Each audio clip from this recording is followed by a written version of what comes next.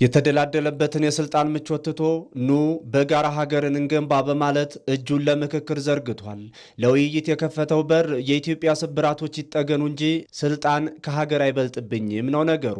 አሁን የሀገሬ ጉዳይ ይመለከተኛል፣ የእስካሁኑ የኋልዮሽ ጉዞዋም በቁጭት ያንገበግበኛል ለሚሉ ለሁሉም የሀገር ልጆች ወርቃማ የታሪክ አጋጣሚ በጠረጴዛው ላይ ቀርቧል።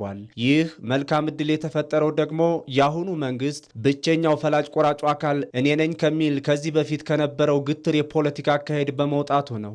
እኔም በዚህ በተለይ የቅርብ ጊዜ ጦርነት አካልና ተሳታፊ እንደመሆኔ መጠን የጦርነትን አስከፊነት የግጭትን አሳዛኝ እንትኖች ባይን ያይቻለሁ ማለት ነው። ስለዚህ መመካከር ለኢትዮጵያ እውነት ለመናገር በር ከፋች አስደሳች የሆነ አዲስ ምዕራፍ ይፈጠራል የሚል ግምት ነው ያለኝ። እስካሁንም የሄድንባቸው የመጣንባቸው መንገዶች እጅግ በጣም ጥሩ ናቸው።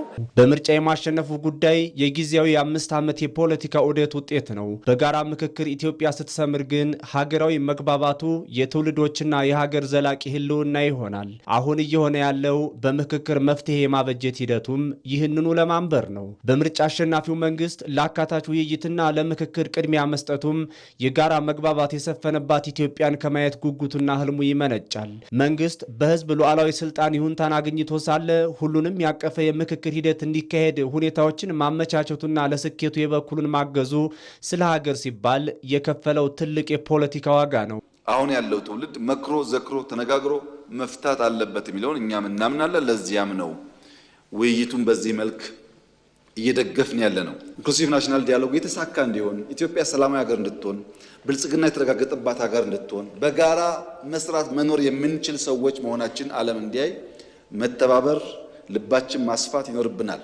በምርጫ ድምፅ የሰጠው ህዝብ ዋና ፍላጎት ሰላም፣ ልማትና የበለጸገች ሀገርን ማየት ነው። በመሆኑም የመንግስት ወደ ምክክር መግባትና ሂደቱን ማገዝ ህዝብ የሰጠውን አደራ አልቆና ጨምሮ በበሰለ መንገድ እንደመወጣት ይቆጠራል። በታሪካችን ውስጥ ስልጣን የጨበጠ አካል ሁሉንም ነገር በእጁ አድርጎ ተፎካካሪዎችን ጭምር ያኮስሳል። አሸናፊ ሁሉንም ጠቅልሎ የሚወስድበት ፈረንጆቹ ዘ ዊነር ቴክስ ኦል እንደሚሉት የፖለቲካ ባህል አድርገን በመከተላችን ኢትዮጵያችንን ወደ ተደጋጋሚ የእርስ በርስ ግጭት ሲከታት ቆይቷል። ከእንግዲህ በኢትዮጵያ ምድር በጠመንጃ በዱላ በጉልበት የሚሆን ነገር ጉዳቱን አየነው እኮ ለረጅም ዓመታት አየነው እኮ።